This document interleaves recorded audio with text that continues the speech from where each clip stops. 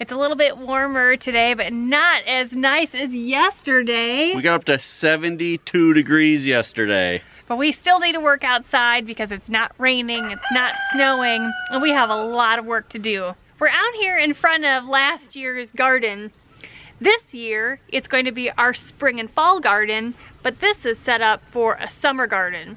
So we have lots of things to do, and the exciting part is that today we're actually gonna take up the woven ground cover and see what it looks like underneath there. Right.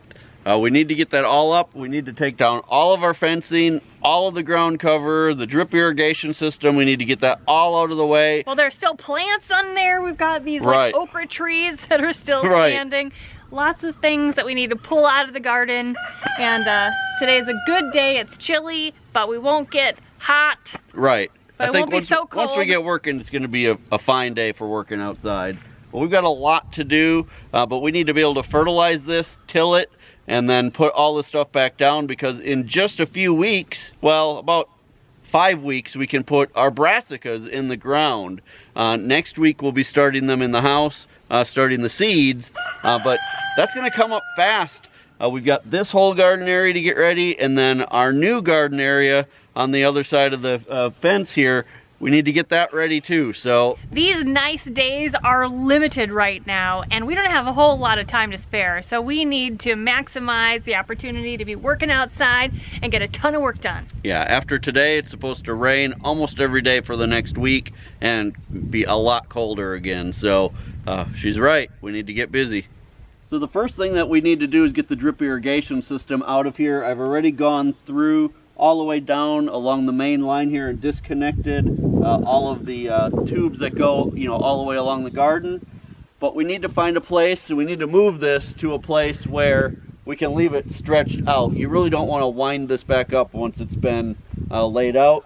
So we're just going to pull all of this over by our guest cabin so it can continue to be straight out. And that's the first thing we need to get done. That in itself is a pretty big project.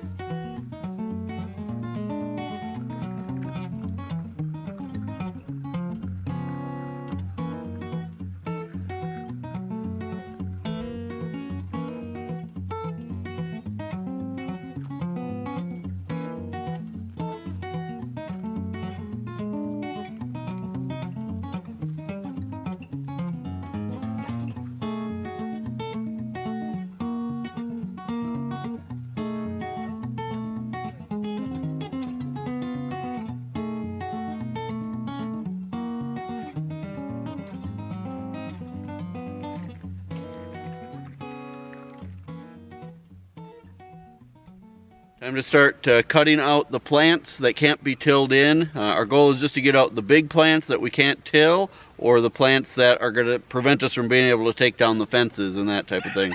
Everything else we'll just leave and till in for this next year.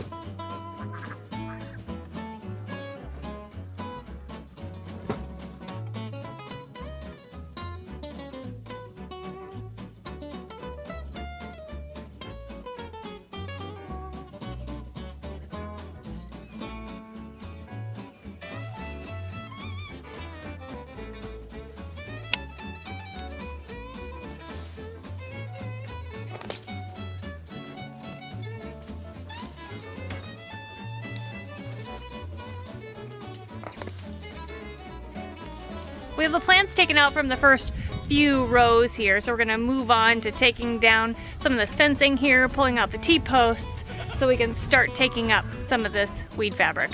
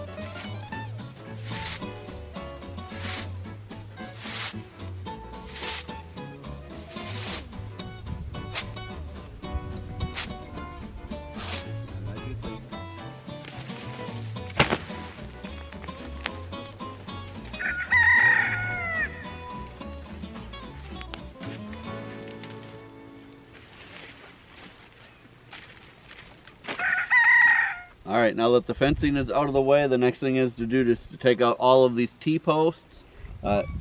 If you have T-posts to take out, this thing right here is worth every penny. I think it was $35 or something. It's a T-post puller. Let me show you how it works. Basically, it's just a ratchet that goes onto the T-post, and then you just pull down on the handle.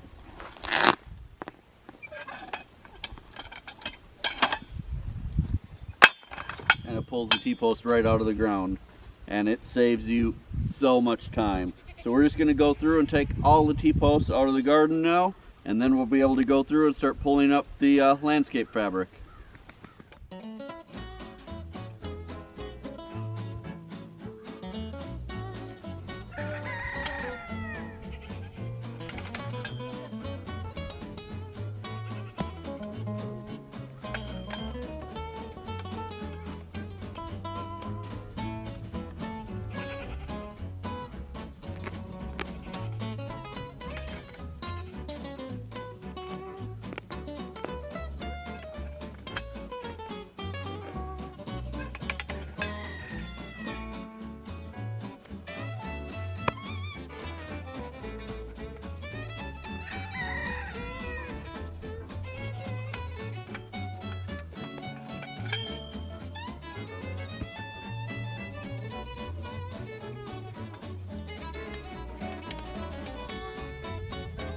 Well, it's finally time to start pulling up the landscape fabric. We're excited to get it up and see what it looks like underneath. I know a lot of you guys have been asking, if we've done that yet. So here it is.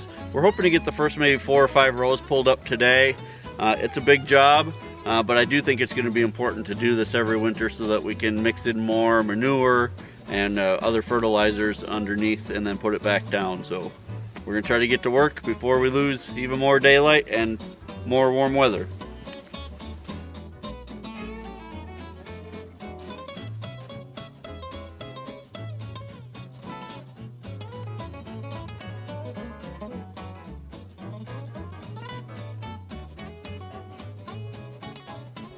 All right, so we got all the staples out from this first row.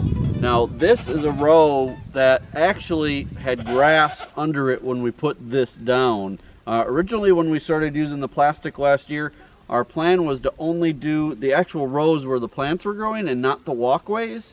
But we had such a problem with grass and weeds coming up in the walkways that I actually had to be bringing the lawnmower in and mowing the walkways of the garden. So then we ended up putting down the weed paper in the walkways as well. So this area that we're going to pull up right now is one of those areas that when we put it down still had grass growing. So we'll see what has happened to that grass underneath the weed paper.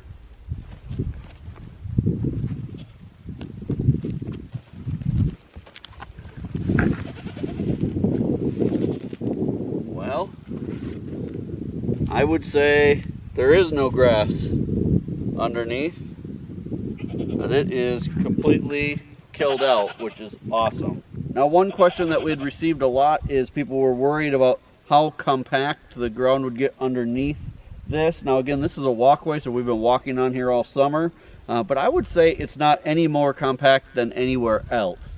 It's no more compact than when we did the Back to Eden method. If we would have had the wood chips, and we pushed the wood chips aside, it was just as compact as this is. So we just have really clay soil here in Missouri, in this part of Missouri anyway, and so this is exactly what I expected it to be like. It's really no better or no worse. So we just need to bring the tiller in after we get this all done and fluff it back up to start over for next year.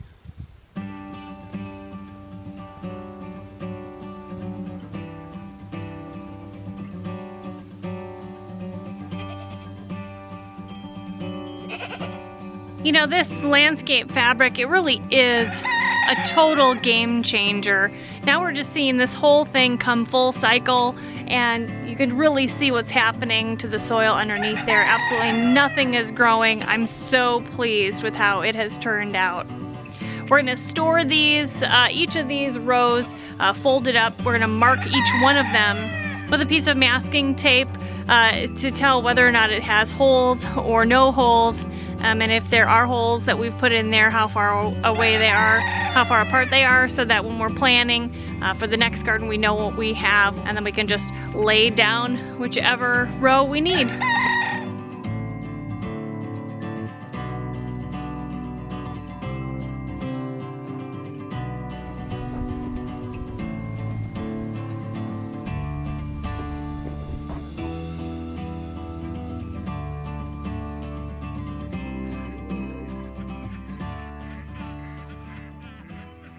Well, we've got the first 6 rows of the landscape fabric pulled up, and we are so impressed with the job that it did.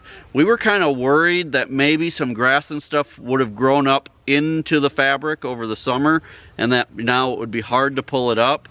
But you can see, I mean, it's the only place anything's growing is where the holes were, where we had plants planted last summer. This did an amazing job. This will make it so easy to throw down some rabbit manure or other kind of manure and then till this in. And then we just place it back on top, whatever configuration that we plan for this garden. You know, we are even more encouraged and more confident about using this system in our garden. We struggled so badly the first year we grew here with weeds, even with the Back to Eden growing method, but this has been a game changer for us, you guys.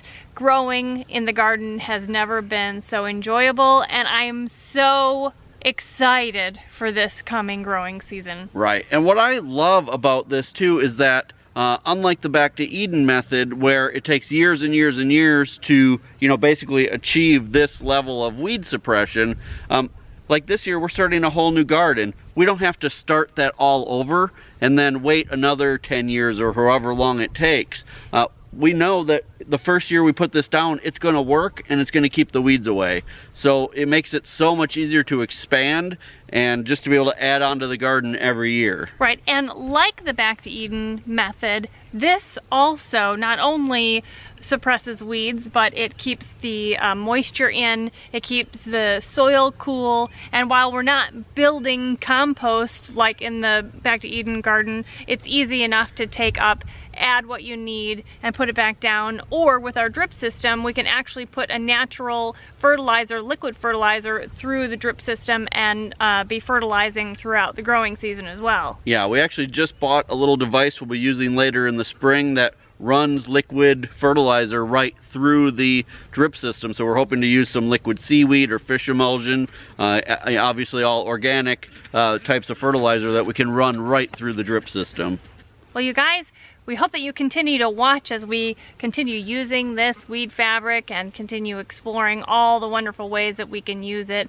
We're going to be doing that in this garden and in our new garden. Hey, we want to know if you are planning to use this method next year also. Make sure you put that down below in the comment section. We'd love to hear how this is inspiring other people to garden. Yeah, and if you have any questions for us about what we did, how we used it, or if there's any, you know, suggestions that you have, because you've used it in the past, we'd love to hear that as well.